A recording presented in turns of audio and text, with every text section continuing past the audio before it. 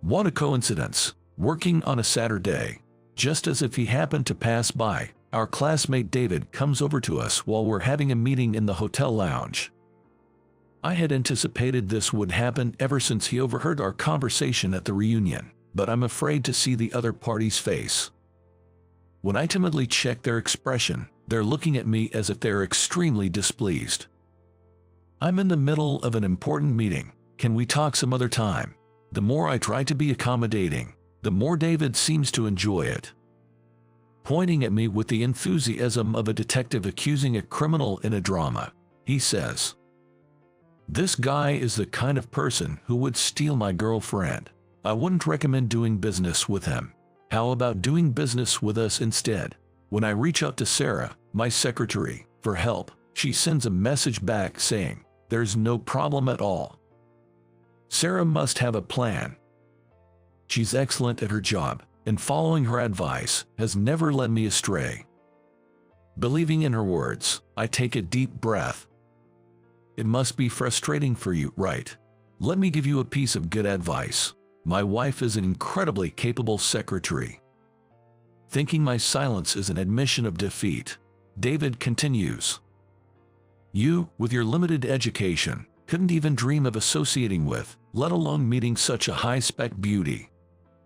I hope help arrives in time.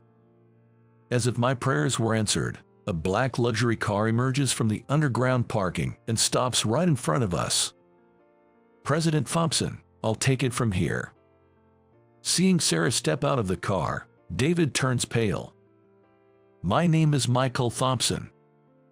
I run a company that deals with wedding foods.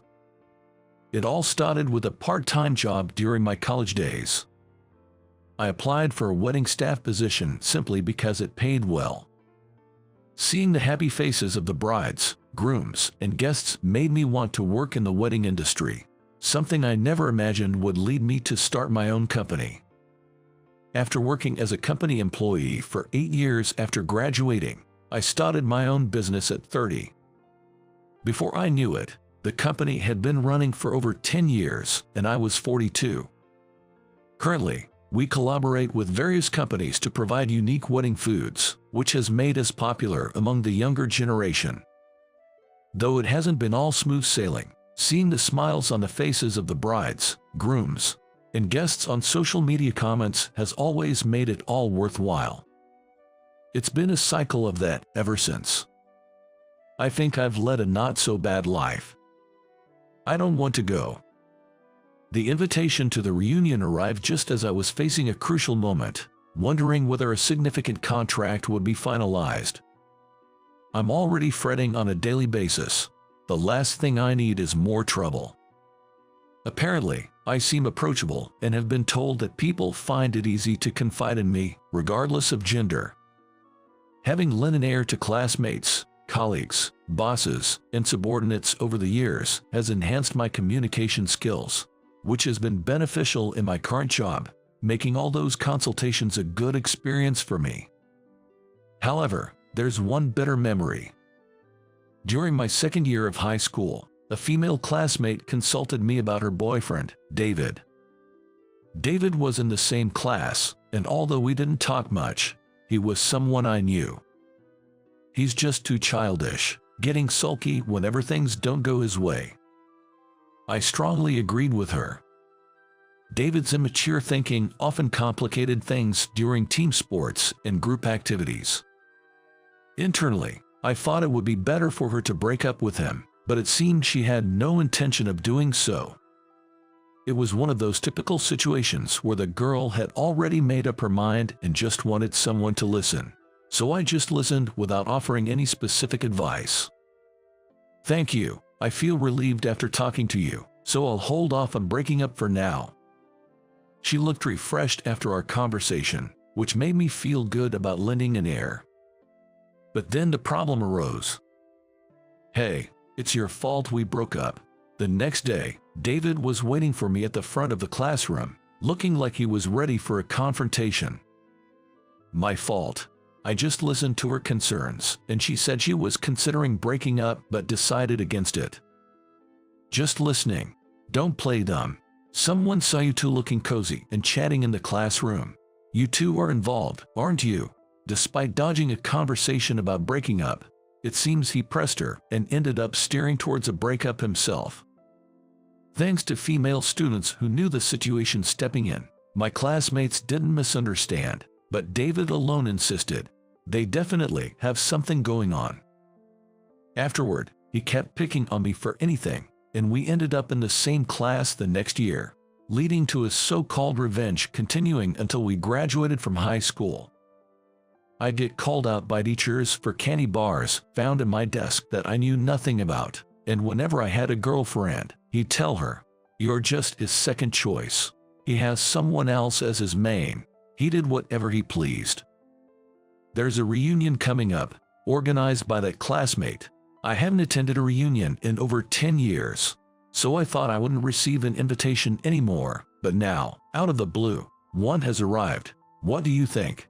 My secretary, Sarah, coldly brushed me off, saying, "Don't ask questions when you already know the answer." He probably hasn't changed a bit and wants to continue that revenge on you. Sarah, when you say it, it sounds convincing. Sarah is 32, 10 years younger than me, but she appears more mature than her age. That's due to her upbringing. She has a personality that attracts troublesome men, and she's had her fair share of difficulties. It's been 5 years since she became my secretary, but I can't forget what she said on her first day at work. Is the interview still going on? According to Sarah, I was so nice that she thought she was being tested. At her previous job at a law firm, she was favored by a capable but dysfunctional lawyer, and without realizing it, she became his de facto personal secretary, even though she was just supposed to be a clerk. Her husband also has a personality like a grown-up child, and she always complains, "I'm surrounded by such men." I thought maybe he wanted to apologize for what happened during our school days, but if Sarah says so, I'll skip attending. I was about to send back the invitation with a "will not attend" response, but Sarah hastily grabbed my arm. Wait a minute, isn't that the day of the important meeting? And it's at the same hotel, right? I have completely forgotten because the meeting was on a Saturday. There was a product I had long wanted to handle for my company. It was from an established bakery in Washington, supplying wedding venues within the state with bread, but they had no intention of dealing with venues outside the state due to concerns over quality degradation, and they had refused contracts multiple times. CEO Anderson had finally agreed to meet, saying he was willing to discuss it if he happened to be in New York. So, I can attend the reunion after all, but it feels like a bad omen that it's on the same day. Without letting me interfere, Sarah swiftly took a pen from her pocket and marked "will attend" on the invitation. Why are you marking "will attend"? Mr. Thompson, attending this reunion will surely bring something good. The times don't overlap, so please enjoy yourself. Sarah was smiling, but her eyes were filled with anger. I racked my brain, wondering if I had done something to upset her. On the day of the reunion was scheduled during lunchtime in a banquet hall. The meeting was at 4 p.m., so I had plenty of time to attend after it finished. I don't drink, but I decided to forget about David for a while and enjoy catching up with old friends. Hey, isn't that Michael? Long time no see. Despite my hopes, David spotted me as soon as the reunion began. His face, not even trying to hide his scheming, gave me a bad feeling. It's been a while, thanks for sending the invitation. It was my turn to be the organizer this year, and I just had to see your face again. Haha. From there, it was just an endless session of David bragging. I'm working at that wedding gift company now. You're in the same industry, so you must know the name, right? The company name he mentioned was that of the largest wedding gift company in the industry. I didn't know David worked there, but I certainly knew the company. Is that so? That's impressive. Right. I even created a gift series from scratch. I got a President's Award for it and a special bonus, so I went on an overseas spree. Haha. That story sounds familiar. I tried to remember where I'd heard it, but David's misconceptions made it impossible to focus. In your small company, it must be tough managing, and the CEO probably can't afford to give out special bonuses, right? You're still just an employee, aren't you? An employee. I founded my own company. Although David mentioned he knew I worked in the same industry, he seemed to be referring to a different company I used to work for, dealing with wedding foods. It's understandable not to know, given that we hadn't met since high school graduation. Even I didn't know which company David worked for until just now. You're a president. Don't make such a lame joke. It kills the mood, doesn't it? Just like in high school, David refuses to believe what I say. I tried to hand him my business card, but he brushed it off with, "I don't need your card, haha." You're always like this. Trying to steal my girlfriend or beat me, huh? Too bad you can't win, haha. Then, he started rehashing the past, saying, "It was like this that time, and the same another time." The atmosphere got worse, and a male staff member intervened, thankfully. "Good evening, Mr. Thompson." Looking closer, it was the banquet manager, someone we always deal with as one of our customers.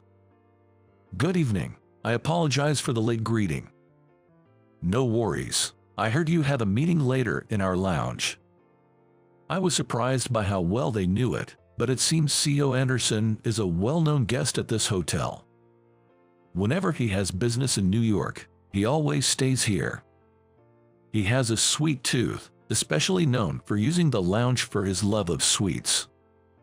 I had heard CEO Anderson frequents this hotel, but I didn't realize the staff would know him by face and name. CEO Anderson loves our strawberry sundae. It requires expensive strawberries, so guests usually need a reservation, but we made a special arrangement today. After the staff member returned to work, I hoped the strawberry sundae would work in our favor, momentarily forgetting David was still there. "You have a meeting after this?" David asked with a smug smile. I hoped he wouldn't crash it. "I'm going to grab some food, I'm starving." I escaped for the moment, but he knew where the meeting was. David is likely to barge in. Yet, according to the staff member's earlier comments, changing the location might upset CEO Anderson. I blamed Sarah, who wasn't even here, for suggesting I attend. Sure enough, as our meeting began with 3 of us, David appeared. What a coincidence, working on a Saturday. He pretended to stumble upon us by chance. CEO Anderson prides in craftsmanship and values etiquette. He looked at me as if displeased when I cautiously checked his expression. "I'm in the middle of an important meeting. Can we talk later?" The more I try to appease him, the more David seems to enjoy it. He points at me dramatically, like a detective identifying a culprit in a drama. This man tried to steal my girlfriend. I wouldn't recommend dealing with someone like him. I don't know who you are, but how about doing business with us instead? David handed his business card to CEO Anderson. "I work at that wedding gift company, unlike his small firm. I think it would be in your best interest to contract with us." CEO Anderson's face turned red with anger. "What is this nonsense? I'm terribly sorry, CEO Anderson. We will contact you later to reschedule." I thought we could only regroup and try again later, but CEO Anderson was not open to it. "That's enough. I will not contract with your company." I quickly instructed our representative to follow CEO Anderson, then messaged Sarah, who was waiting in the parking lot, in a panic. I rushed to settle the bill and follow. "What have you done?" Right after I shouted that, a reply from Sarah came in. "There's no problem, read her message," calming my mind. Sarah must have a plan. She's competent, and following her advice has never led me astray. Believing in her words, I took a deep breath. David seems eager to see me in despair, following me as I make my way to the entrance with a light jog. Bitter, isn't it? This is payback for that day. You stole my girlfriend, so I thought I'd steal your contract, haha. It's been over 20 years, and it's all based on his misunderstanding, yet he still holds a grudge. Let me tell you something good before we part. My wife is an incredibly capable secretary. After working as a clerk at a major law firm, she's now the executive secretary at a company famous for wedding foods. She's a beautiful woman, 10 years my junior. David continues, thinking my silence is an admission of defeat. You, with your limited education, couldn't even dream of being with, let alone meeting such a high-spec beauty. Haha.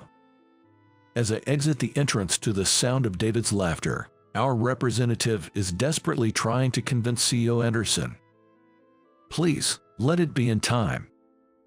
As if in answer to my prayer, a black luxury car emerges from the underground parking lot and stops in front of us. Mr. Thompson, I'll take it from here. Sarah, stepping out of the car, looks straight at David. Thank goodness for Sarah, always quick to respond. I was waiting in the parking lot for this reason. It would be pointless if I didn't make it in time. David watches in astonishment as Sarah and I talk amicably. Why is Sarah here? It appears Sarah was indeed David's wife. I'm the executive secretary. It's not strange for me to be here, is it? The executive, this old man's, right. Even seeing Sarah and me converse, David still refuses to believe I'm the CEO. Still saying that after witnessing this, enough with the childish sore loser act. Sarah pulls out documents from her bag and offers them to CEO Anderson, who's about to get into the waiting car. CEO Anderson, these are comments from your customers living in New York on social media.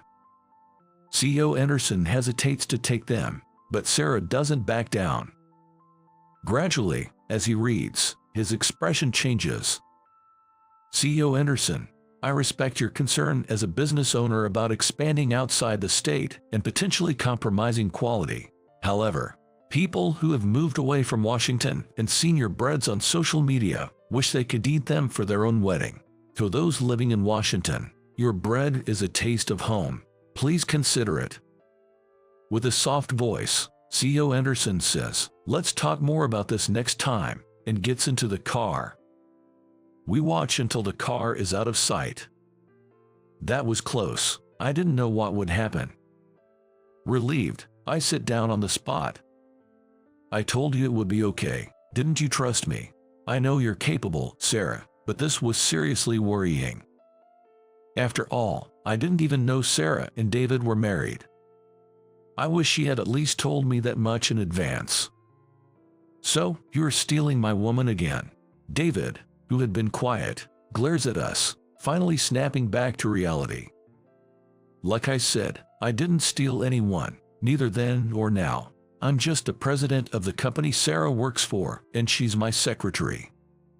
Sure, as if a single guy like you hiring a beautiful, younger woman like Sarah as your secretary must have an ulterior motive.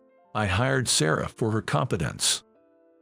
Though David realized that by saying this, he's demeaning his own wife, implying she was chosen as a secretary only for her age and looks. Sarah seems unfazed, but I'm annoyed. He knows nothing of the hard work she does behind the scenes. This isn't the time to be arguing about this. Are you okay with how things are? What do you mean? Your company is negotiating with CEO Anderson too, right? Now that she mentions it, that's true. CEO Anderson once let slip during a phone conversation. He mentioned it was bothersome being negotiated with by David's company as well, asking to drop the subject of wedding foods. You handed out your business card, right? David's face turns pale.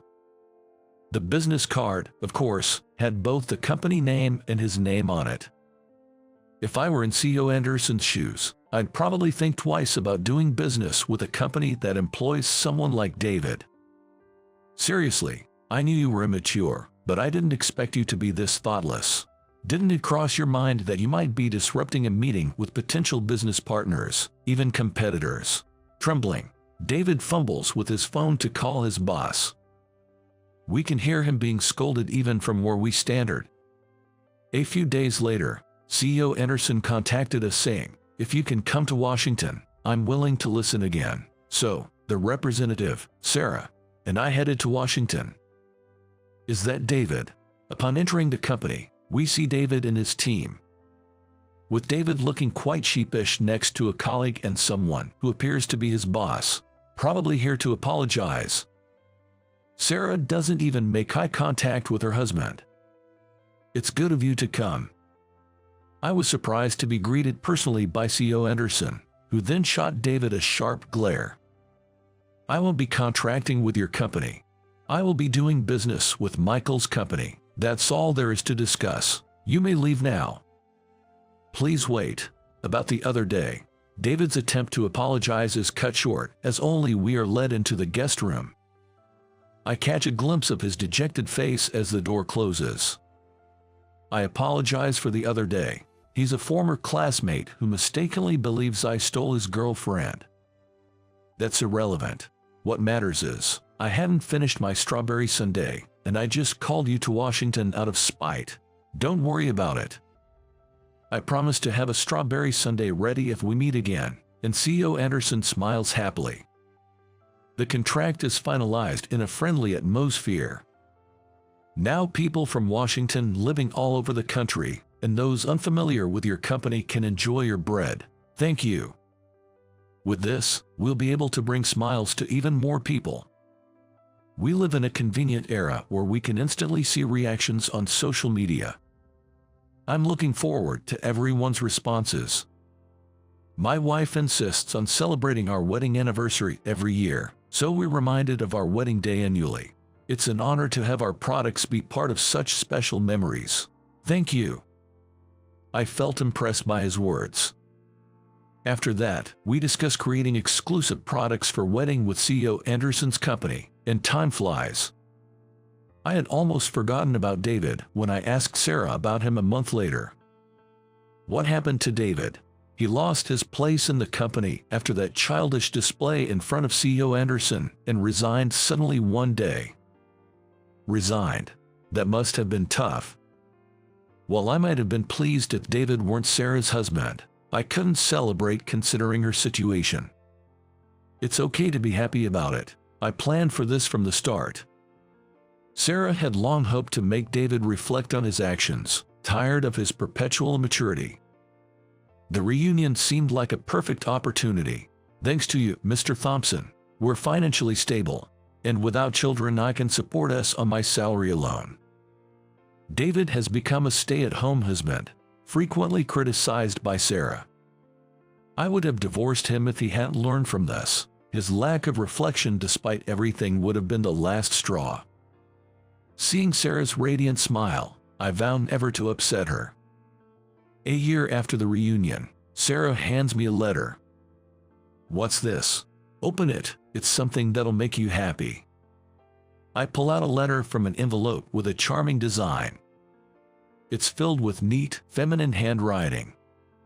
It's things like this that make it all worth it, no matter the hardships. A bride from Washington expresses her gratitude for being able to use CEO Anderson's bread for her wedding. Mentioning it brought back childhood memories. It would be wonderful to continue offering such meaningful flavors for wedding. I slowly nodded, agreeing. That's true.